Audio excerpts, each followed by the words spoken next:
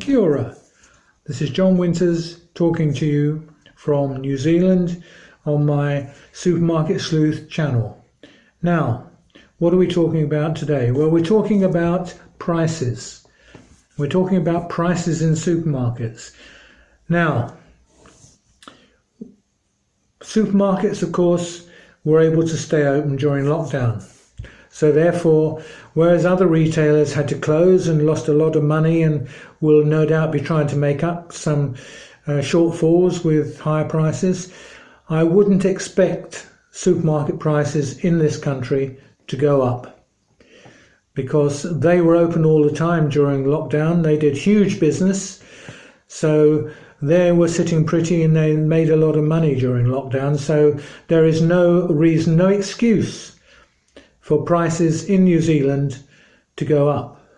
But now, I caution, one word of caution, that is, they will probably be going up with fresh produce, vegetables and so on, because this time of the year, right through until the end of August and maybe even a bit later, they are much affected by weather. If it's too dry, then the drought affects the crops. And if it's too wet, then crops in the ground get waterlogged.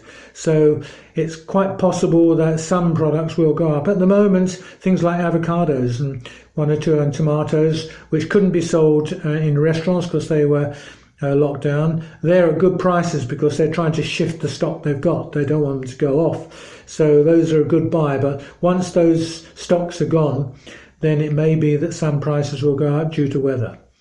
But that's only the tip of the iceberg. There are two reasons why prices are high in New Zealand. And people, when they come to New Zealand from overseas, from Australia and from the UK, although Australia, of course, it could be a bit cheaper than, for Australians it could be a bit cheaper in New Zealand because our dollar is worth slightly less than the Australian dollar. So they may not notice it quite so much. But certainly coming from the UK, those visitors notice the difference in prices. And why do we have high prices? Two reasons. Reason number one, in Australia and in the UK, there is no GST on retail food. And I say retail food because there is obviously on foods that's sold through restaurants, hospitality, but not retail food. And that makes a big difference to a weekly spend. When you're spending $100, $200, saving that sort of money helps. And people who haven't got a lot at the moment because of the high unemployment we're suffering from due to the virus, every little bit helps. So prices are a key problem, and GST on food would help. Now, why New Zealand hasn't followed the lead of Australia, and we're almost linked at the waist to Australia. There's so many things we do together. Food safety is done between the two countries and other things, but not GST. We alone charge GST on food. So that's one thing to push for. So when they start the electioneering, as they will be soon, that's something to bring up when they knock on your door. Why is there GST on food when there isn't any GST on food in Australia and the UK on retail food? And try and get them to talk to you about it and promise to do something. Now, once this COVID is over, then what I suggest to do, once the dust has settled, write to your MP and complain about GST on food and try and get something done. And also push Consumer New Zealand, Consumer NZ, to also start lobbying the government. But that's the first part of something I'd like you to write to your local MP about. The second part is competition. Now, we've only got 2 supermarket groups in this country, and you've probably heard it said, and I've said it in the past, that the reason we've only got 2 groups is because of the population, the size of the population, now 5 million, but still small compared to Australia, 25 million, the UK, 70 million, And they've got lots of supermarkets, and in Australia they've got lots of supermarkets too. But we haven't. We've lost a group. And how? Why? Because when I came in 1999, there were 3 supermarket groups. There was Foodstuffs, and they had Pack and Save, they had New World, and they had Foursquare, which in North Island is a convenience store, and the South Island is a supermarket. So nothing changed there. And then there was Progressive Enterprises. Progressive Enterprises owned Countdown, Foodtown, and Price Chopper, and some other brands of stores, of supermarkets. And in 2002, roundabout, Progressive Enterprises decided they would make a bid, takeover bid for Woolworths New Zealand. That was the third player in the market, Woolworths New Zealand. Woolworths came to New Zealand in 1924, then owned by F.W. Woolworth, the American store, the cheap store. It was a variety store, it was known as in those days, and it was a variety store here. And gradually over the years, the variety part occupied half the store, and the other half was a supermarket, and eventually it became a supermarket altogether. I think at the beginning it was called a 5 and dime store or something like that. And so they put a bid for Woolworths. And there was a hue and cry from suppliers. Suppliers didn't want only 2 players, because with 3 supermarkets in the country, they had 3 sources of their product, 3 people to sell to. So if they fell out with one of those 3, they still had 2 left. So they might have lost a third of their business, but they still had 2/3. But if there were only 2 players and they fell out with one of them, they'd lost half their business, and probably quite a lot of them, particularly the small companies, would just fail and go out of business. So they were up in arms. So was Consumer New Zealand, because they said it will lead to higher prices. Really? So what happened? Well, the Commerce Commission had to be involved and had to decide whether it was in the best interests of the country to lose one supermarket group. And they decided, yes, that's all right, no problems at all. Oh, they had one proviso. Progressive Enterprises had to sell one Foodtown in Birkenhead in Auckland, because there was a Countdown and a Foodtown, and the competitor didn't have any stores in Birkenhead. So they had to sell. They sold the Foodtown, and it became a New World, as you would expect. Then it was Te Awamutu, was the other small township that they looked at, and they said, well, there's the 3 guys in Te Awamutu. That was the last of a chain of stores that was owned by Albert Goubet, and that was owned by a private owner now, but he owned these 3 guys. Albert Goubet lives in Wales, and he owned the Key Market supermarkets in the UK, and he owned these 3 guys. Well, eventually they disappeared, but for one. It was bought by a private individual, and he ran it for a while. 3 guys only sold private label, didn't really sell much else, and mostly packaged goods. And where did they buy the private label from? Oh, yes, Progressive Enterprises. So the new owner bought from Progressive Enterprises, because it was owned by Progressive Enterprises and they were stocking it. So he carried on with the same arrangement. So where was the change? And then he decided that it really wasn't working. So he bought a Fresh Choice, because he could then go into fresh food as well. And that, of course, was a franchise from Progressive Enterprises, and they supplied most of the product in the store. And so there was no change. But the Commerce Commission added a rider, and they said, well, we're sure Foodstuffs will open a Pack and Save at some time in the future in Te Awamutu.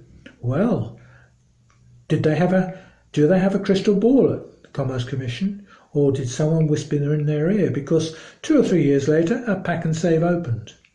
Well. But it still didn't change the situation. Now there were two players. But worse was to come. 2 years later, Woolworths Australia, who had been watching from across the Tasman, they put a takeover bid for Countdown. Now this time it wasn't the Commerce Commission to be involved, and it wouldn't have reduced the market anymore. It was the Overseas Investment Office that had to look at that, and the Overseas Investment Office decided that was okay too. Now it was this time that the government at the time was Helen Clark's government, the Labour government, during both situations. So her government agreed to all this, and the Commerce Commission said yes, that's all right. So I well remember this because I was writing about it at the time for the trade magazine that I edited. But what Woolworths did, as soon as it got its feet under the desk before anything else happened, they booked the Aotea Centre in Auckland City for 3 days, and they invited all suppliers to meetings, individual meetings, and they told them the terms and conditions of supplying Woolworths. And the main term and condition was, we want whatever deal you have with foodstuffs. Now that's unusual because most businesses keep quiet the deals they do with suppliers because it's private business. But Woolworths Australia said to the supplier, each supplier, well look, if you don't want to tell us, it's goodbye. We'll find somebody else. And of course, they couldn't afford to say goodbye, as I said earlier. So they had to go along with it. And as soon as Foodstuffs heard that, they said the next time they were meeting suppliers, oh, by the way, we want to see the deal you've done with Woolworths. Because if you don't show us the deal, we don't want your business anymore. So they had to show them the deal too. And what did they do? They both wanted the same deal. Now, if that isn't locking the market up, I don't know what is. So both buy at the same price, and both probably sell at the same price because they look at each other's prices. And if there's a promotion going on in one of the foodstuff stores, then Woolworths want that promotion next week and vice versa.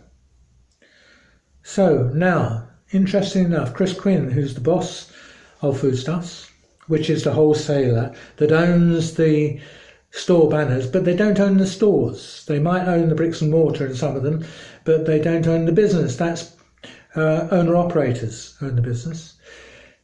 Now, so what happened there was Chris Quinn, who's the boss of Foodstuffs, the wholesaler, he was invited to go on to Magic Talk's Sunday Cafe a few weeks ago, and Roman Travers, who's the host, he put to Chris Quinn, he said, it's a duopoly in this country, and Chris Quinn said, no. And so Travers said, but of course it's a duopoly, there's only two of you. And Quinn said, no, there are others, there's Faro and other supermarket groups. Yeah, there may be other groups, but they're all relatively small. Faro has got less than 10 stores, and they're in Auckland. And so the two groups of the biggest stores, hundreds we're talking about, are Foodstuffs and also Woolworths. And so he denied that there's a duopoly, but there is a duopoly. There's no argument, there is a duopoly.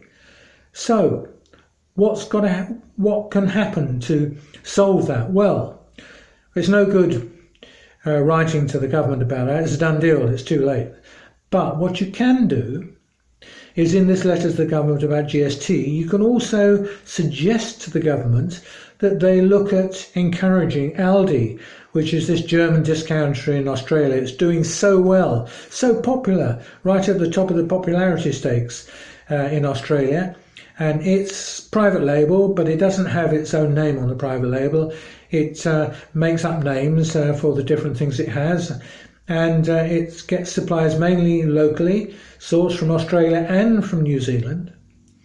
And their prices are very good. They also have these specials in the store every week, which encourages people to go in. They can sell anything from mobile phones, TV screens, the lot, anything you can think of, and they have from time to time, and they're really good prices. And that's what attracts people in the store.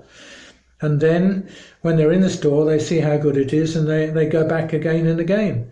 So they save a lot of money at Aldi. So they need to be encouraged to come to New Zealand. The government can bend the rules, it can do all sorts to get them in. It can offer cash incentives, it can hurry up the resource consents and make it life easy for them to come over. Now, they have been over and they've done a lot of investigation, and I think they would have been earlier, but they slowed down. They've been busy in West Australia and also other parts of Australia to open more Aldi stores, and they've got over 300. They didn't come to the year 2000, so they've grown pretty fast. Now, they also have online business. So I would think that if they wanted to come, they might try having a warehouse in Auckland first and having an online business, because they could supply the country then from within New Zealand. And I'm sure they'd see from the way that people bought and the way they gave them their business that they would soon realise they needed to open bricks and mortar stores too. So I think that's the way to go. So you need to encourage, when writing to your local MP, him to push the government, put pressure on the local MP to push the government, because food prices are just too high. Right, well, I've had my rant, and I will be back on the Supermarket Sleuth channel on YouTube next week, and I am also on Facebook with my Supermarket Sleuth Magic Talk New Zealand page, and also my Checkout page. Now, Checkout is the name of a book I wrote a few years ago, which explains how the history of the supermarket industry in this country and how it runs, all the ins and outs. Now, what I've decided to do, because it's out of print, I'm reading a chapter or part of a chapter every week, which you can then listen to on Checkout, and you can listen to the story of New Zealand supermarkets. So you will probably find it quite interesting. Right, well, that's it from me for now. You can listen to me on Magic Talk on a Saturday morning at 10 o'clock until 1 o'clock on a program called Weekend Life. You can either get it on 7:02 a.m. or go to magic.co.nz, click on Talk at the top of the page, and then you can listen live as I'm going along. And I'm on at 10:45 for around about 10-12 minutes. Okay, but thanks for listening, and I will be back again next week. And in the meantime, keep safe.